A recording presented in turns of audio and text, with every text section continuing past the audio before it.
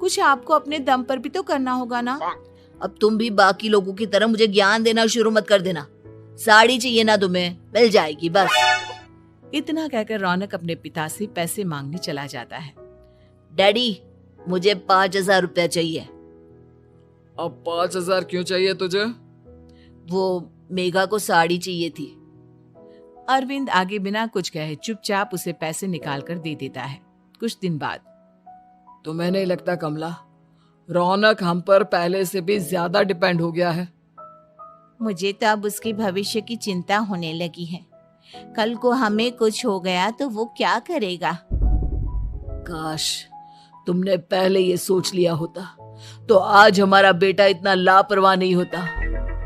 तब मुझे कहाँ पता था कि मेरा लाड़ प्यार उसे इतना बिगाड़ देगा कि वो इस हद तक लापरवाह बन जाएगा। कोई बात नहीं, अभी भी देर नहीं हुई। मुझे पता है उसे कैसे सुधारा जा सकता है। कैसे? अरविंद कुछ कहता उससे पहले रौनक वहां आ जाता है और पैसों के लिए हाथ फैलाने लगता है। डैड, मैं और मेघा बाहर घूमने जाना चाहते हैं। अरे वाह, ये आज सूरज कहाँ से निकला है?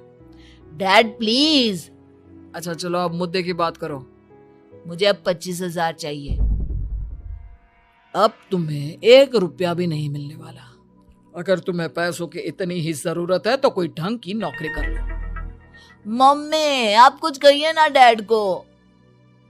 बेटा, वो गलत क्या बोल रहे हैं? ये सब हम तेरे भले के लिए ही तो कर रहे हैं।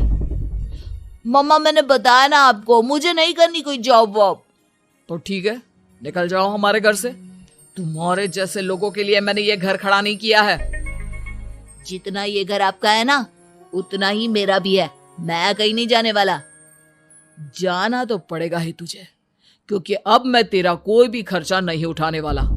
ठीक है, मत उठाइए मेरा खर्चा, मैं अपने दम पर भी जी सकता हूँ। तो बेशर्मों की तरह अब तक यहाँ क्यों खड़ा है? अपना सामान ले और निकल जाए यहाँ से।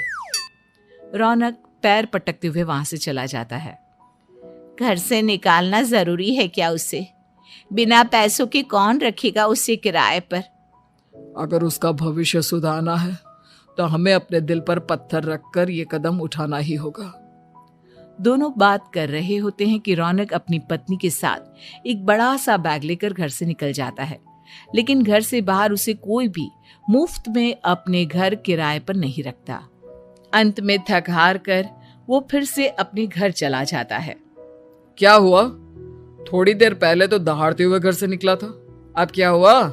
नहीं रखा ना किसी ने तुझे किराए पर? डैड प्लीज, मैं कुछ दिनों में कोई अच्छी सी नौकरी शुरू कर दूंगा। आप तब तक तो हमें रख लीजिए प्लीज। सुबह से रात हो चुकी है लेकिन कोई हमें रखने को राजी नहीं है। अब आप ही बताइए, इतनी रात को मैं मेघा को लेकर कहाँ जाऊंगा? ठीक है, बहू की वजह से मैं तुझे घर पर रख रहा हूँ, लेकिन तू इस घर में एक बेटे की नहीं बल्कि एक किराएदार की हैसियत से रहेगा। 3 महीने है तेरे पास। इन 3 महीनों के अंदर अंदर मुझे तेरी पहली तनख्वाह हाथ में चाहिए, समझ गया? पक्का डैड, इन 3 महीनों के अंदर अंदर तो कोई बढ़िया सी नौकरी ढूंढ ही लूंगा मैं। ऐसे ही धीरे धीरे समय बीतने लगता है और अरविंद के दिए 3 महीनों में से 2 महीने बीत चुके होते हैं। पापा जी ने हमें 3 महीने दिए थे, जिसमें से 2 महीने तो बीत चुके हैं। अब ये आखिरी महीना बचा है। अरे तुम चिंता मत करो, आज मेरा ना 2 जगह इंटरव्यू है, दोनों में से कहीं ना कहीं तो जॉब लग ही जाएगी। अच्छा, all the best. Raunak interview के लिए निकल जाता है, जिसके बाद शाम में रौनक घर आता है। कैसा गया इंटरव्यू?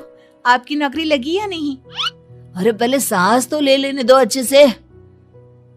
बताइए ना, मुझसे तो जरा भी इंतजार नहीं हो रहा है। वो दरअसल बात यह है कि मेरी नौकरी तो लग चुकी है लेकिन पैसे बहुत कम है। कितने पैसे हैं? 15,000। इतने में अरविंद और कमला मिठाई का डिब्बा लेकर आ जाते हैं। बधाई हो बेटा। हम जानते थे तेरी जॉब जरूर लगेगी। लेकिन मेरी सैलरी बहुत कम है मम्मा। कम है तो क्या हुआ, धीरे धीरे बढ़ जाएगी। हाँ बेटा, हम तो बस चाहते थे कि तू अपने पैरों पर खड़ा हो जाए। मतलब अब आप मुझे घर से नहीं निकालेंगे? नहीं, ये सब हमने तुझे जिम्मेदार इंसान बनाने के लिए किया था। Thank you mummy papa. अगर आप दोनों ऐसा नहीं करते तो मुझे कभी अपनी जिम्मेदारियों का एहसास तक नहीं होता। आज आपने मुझे सिखा दिया कि इंसान का अपने पैरों पर खड़ा होना भी जरूरी होता है। इतना कहकर रौनक झट से अपने माता पिता के गले लग जाता है और अपनी कमाई की पहली तनख्वाह वो अपने माता पिता के हाथ में सौंपता है। इस तरह रौनक एक गैर जिम्मेदार व्यक्ति से एक जिम्मेदार व्यक्ति बन जाता है।